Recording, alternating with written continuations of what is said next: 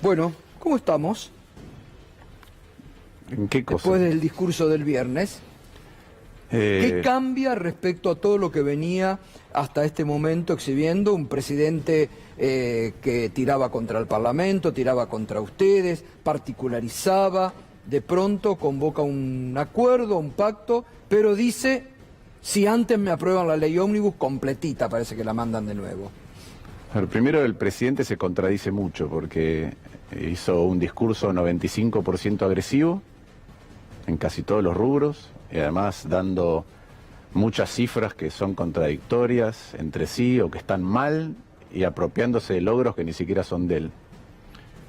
Y en el 5% final convocó un acuerdo. Y a mí, vos ya me conoces, a mí los acuerdos me parecen bien, pero es contradictorio, es un presidente que dice que él no entra en el toma y daca. Entonces, ¿qué es lo que está haciendo? Está entrando en el toma y daca, como muchas veces lo oculta. Cuando, por ejemplo, los diputados de Tucumán le votan la ley, él quiere decir que entró en un toma y daca, ¿sí? Cuando echa a Giordano del ANSES, quiere decir que él esperaba un toma y daca. Entonces me parece que el presidente dice cosas que después no hace. Es contradictorio, como dije, agredió mucho y después invitó a un acuerdo. El acuerdo o es una negociación, y entonces se contradice, y a mí me parecería bien que haya recapacitado, que haya reculado, que haya repensado que las cosas no están bien en el rumbo que él lleva, y habilita una discusión más grande, o, tal como ha venido haciendo hasta ahora, no es una discusión, y es como él pretende, 10 puntos que son inamovibles, que no son debatibles, que no aceptan perspectivas distintas, y que además tienen un par de requerimientos previos, que son el DNU y la ley ómnibus. Entonces vayamos a los 10 puntos. Él habló, una de las cosas que dijo es que la tragedia educativa es casi tan grande en materia del impacto que tiene como la inflación para la sociedad argentina. Los 10 puntos no tienen una sola mención a la educación, ni una. La convoca en Córdoba, dice que es porque es un lugar fundante del conocimiento en la Argentina y es la docta, y otra vez, ni una sola mención a la educación, ni una sola mención a la situación de pobreza, que creció mucho producto de el ajuste exagerado y la devaluación exagerada que él hizo. Ya llevamos una inflación en curso antes, pero él la agravó. Totalmente. Esa es la verdad. Después, hay otras cuestiones del acuerdo que él convoca. No sé, la ley de coparticipación es una manda constitucional del 94 que se tendría que haber cumplido en el 96. ¿Por qué no se hizo? Porque es una negociación muy compleja entre 24 provincias y la nación. Y yo te agregaría un actor más ahí, que son los jubilados. ¿Sí? El sistema previsional. Es una conversación entre muchas partes, y no se logra porque esa conversación es difícil, y cuando él tiene este tono donde niega, él se enoja con los que piensan distinto, él niega la posibilidad de que alguien piense distinto. Bueno, por eso también se tira contra muchos periodistas que osan... periodistas, ¿no? Artistas, gobernadores, diputados, senadores, partidos, lo que sea. Es muy poco tolerante a las críticas, hay que decir, ¿no? Tiene otro condimento, o sea, la coparticipación requiere de un trabajo muy cercano. Yo escribí un libro sobre el tema en el año 2002, muy cercano entre las 24 provincias y el gobierno nacional, cercano, de confianza. Esto de la explotación de los recursos naturales. Mirá, acabamos de ver lo que pasa en Corrientes con la modificación del clima. Sí. Entonces la verdad que esto de la explotación sin ningún tipo de sustentabilidad ni conciencia por el ambiente es un problema que muchos de nosotros no comulgamos. Entonces la pregunta es, ¿se puede abrir eso? ¿Se puede debatir en serio? Porque sí, yo estoy de acuerdo con que tiene que haber equilibrio fiscal. Ahora, ¿tiene que haber equilibrio fiscal siempre? Mañana tengo una tragedia, tengo el COVID, ¿tengo que tener equilibrio fiscal? Más interesante en todo caso es como hacen algunos países que tienen equilibrio a través del tiempo. Cuando tengo una recesión gasto más y tengo déficit, levanto la economía, y cuando la economía está bien gasto menos y entonces enfrío la economía, pero tengo más estabilidad. Eso es una regla macroprudencial, macrofiscal. ¿Eso es debatible o es lo que él quiere? Yo estoy en contra de la dolarización, absolutamente. ¿Podemos poner adentro que no vamos a cambiar la moneda que tenemos, que la vamos a hacer mejor, pero no la vamos a cambiar? ¿Podemos debatir estas cosas? Bueno, no está en no está en esto que él quiere. Él fijó esto y dijo claramente, digo, ¿no? Ahora, ¿cuál va a ser la actitud de ustedes, digo? Porque yo puedo entender la postura política, pero pareciera que los gobernadores de tu sector, que están urgidos por la billetera, y pueden decir, por las necesidades tengo que ir sí o sí. Mira, primero, yo creo que si ese fuera el tono, no creo que los gobernadores radicales vayan a tener esa tónica. Yo hablé, por ejemplo, con Maxi Puyaro. Maxi Puyaro está muy claro en lo que él cree que es bueno para su provincia, se ha plantado durante la negociación. Bueno, es el que más se ha plantado, ¿no? Y lo que cree para el país, y el tipo de sociedad que pretende. Pero Valdés, la otra vez, Martín, te salió a responder públicamente, y en esta cosa despectiva que tienen mucho, hasta institucionalmente te faltó el respeto, ¿no? Yo creo que se equivoca. No entiendo por qué lo hizo, pero creo que se equivoca. Quizás está nervioso, pero es un tema de él, no es un tema mío. El radicalismo que va a hacer, va a tener sus puntos. Es decir, hay un oficialismo que dice estos son mis 10 puntos, y va a haber un partido que va a decir, bueno, estos son los nuestros. Claro, es lo que corresponde, para buscar un acuerdo. Para ver si es posible, porque cementa mucho el pacto de la Moncloa, o antes hablaban de Olivos. Esas son negociaciones donde cada parte cede. Sí. Bueno, en Moncloa, cada una de las partes, los republicanos, los monárquicos, los comunistas, los de derecha, todos se dieron una parte para que ese sistema cerrara y pudieran acordar algo hacia adelante.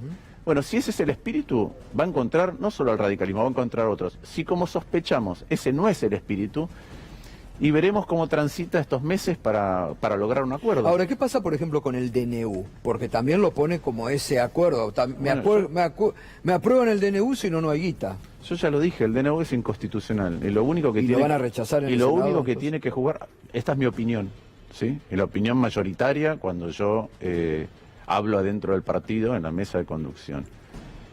Ahora, después cada diputado o senador responde a veces a un gobernador, a otro, a sus convicciones personales.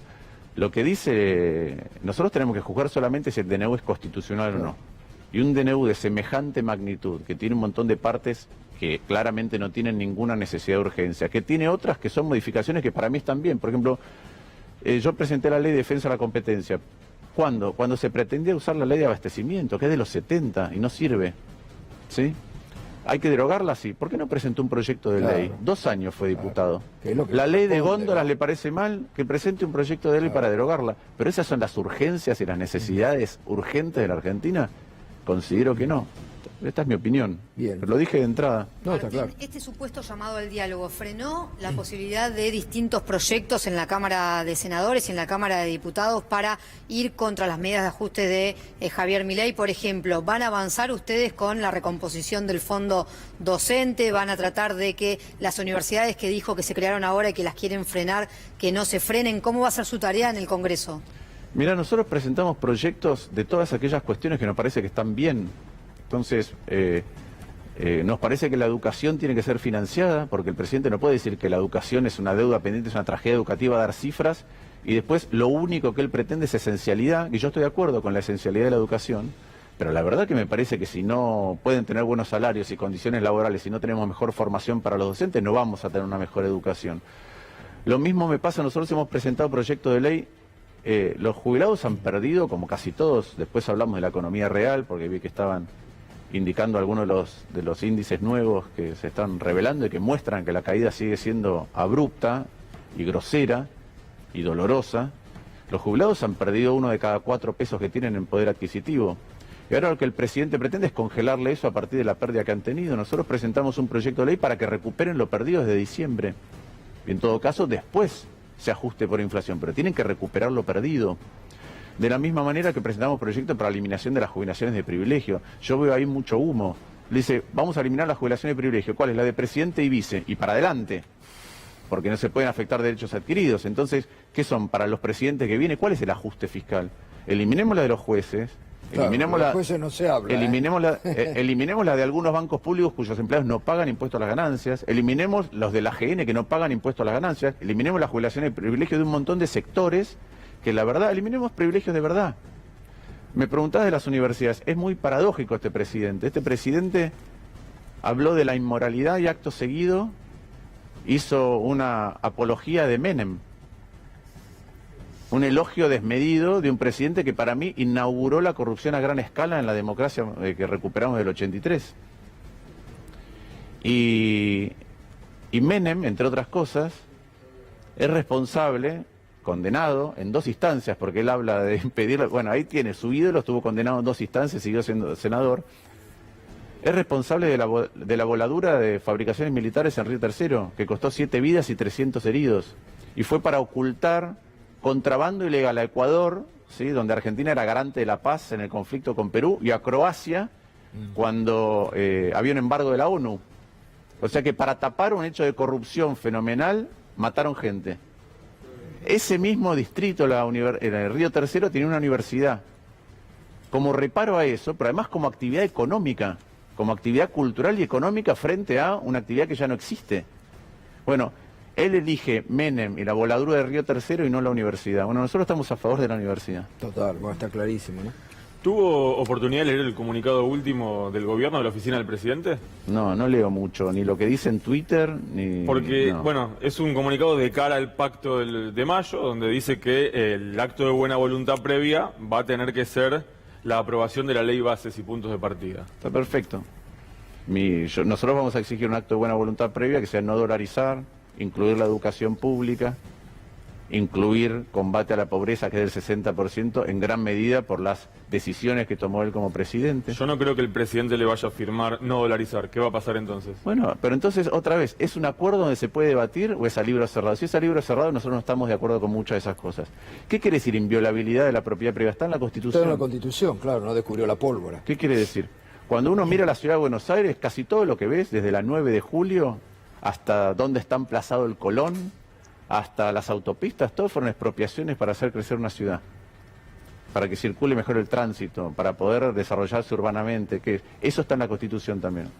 ¿Lo va a eliminar? No se entiende qué es lo que quiere hacer. A mí me da la sensación de que lo que quiere es proteger solamente aquellas cosas que tienen que ver con el mercado. De la misma manera que cuando lo escucho el otro día en la inauguración de sesiones, él no habla nunca de lo económico. No nos confundamos, habla siempre de lo financiero. Él habla de si subió o no el riesgo país o subieron los bonos, que es lo mismo. Baja el riesgo país porque suben los bonos, así se mide. Habla del dólar, Bueno, habla de la brecha. La economía real es un desastre, la recesión es plena, los últimos números de CAME, lo que se vive diariamente. Los últimos números de CAME, eso no habla. Los últimos números de CAME confirman lo anterior. La economía está cayendo al 4,5%. La actividad industrial está cayendo al 12%. El comercio está cayendo al 9%. Las ventas minoristas están cayendo al 30%. Las ventas de medicamentos, dijiste Sí, al 30%, pero el mes pasado fue 46%, el dato anterior. Sí. Se venden 10 millones y medio de medicamentos por mes en la Argentina. Hay medicamentos que subieron de precio 20 veces. La inflación de medicamentos es del 110%, valen más del doble. El salario mínimo perdió 1 de cada 5 pesos de poder adquisitivo. Eso es lo que está pasando en la Argentina. Y él solo se enfoca, y cada vez que comunican, se enfocan en lo financiero. Porque yo tengo que creer que él piensa que el modelo de crecimiento es arreglo lo financiero, tengo confianza del mundo financiero internacional y con eso genero inversiones y con eso hay derrame. Bueno, yo estoy en contra de eso. De la misma manera que yo estoy a favor de una reforma del Estado. ¿Por qué? Porque nuestro Estado está deformado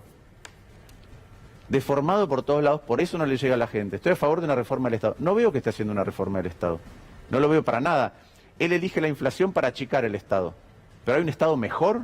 Es decir, donde no había que gastar más, ¿se sigue gastando? No, sí se sigue gastando, menos. Donde había que gastar más, ¿se sigue gastando? Sí, pero también menos. Eso no es un Estado mejor a futuro. Yo no veo ninguna reforma del Estado. Él dijo que quería un no Estado.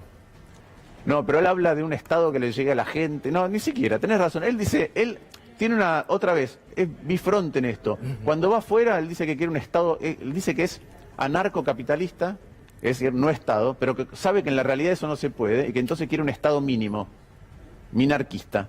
Entonces quiere solamente, dijo así en la entrevista en Italia, que quiere que el Estado se dedique solamente a la seguridad y la justicia. Bueno, si ese es el camino que pretende, no estamos de acuerdo nosotros. Entre otras cosas, porque los países se desarrollan cuando sus estados funcionan bien. Hay un experto venezolano de Harvard, yo hace rato que vengo diciendo esto, la productividad del Estado. El Estado es el 40% de la economía, el 30% dependiendo del país, nunca el 25%. Fíjense, él dice el 25%. Estados Unidos no gasta el 20%, el Estado no es el 25% de la economía en Estados Unidos. Eso es el Estado federal. Agreguen los estados estaduales y los municipales. Es cerca del 40%. Pero si el 40% de tu economía funciona mal, si la infraestructura funciona mal, si la educación funciona mal, si la salud funciona mal, si la justicia funciona mal, ¿cómo va a funcionar la economía? Entonces los estados que crecen, los países que crecen cuando el Estado se vuelve mejor. En China, país comunista, el Estado se vuelve mejor, crece. En Cuba, país comunista, el Estado sigue funcionando como antes, no crece.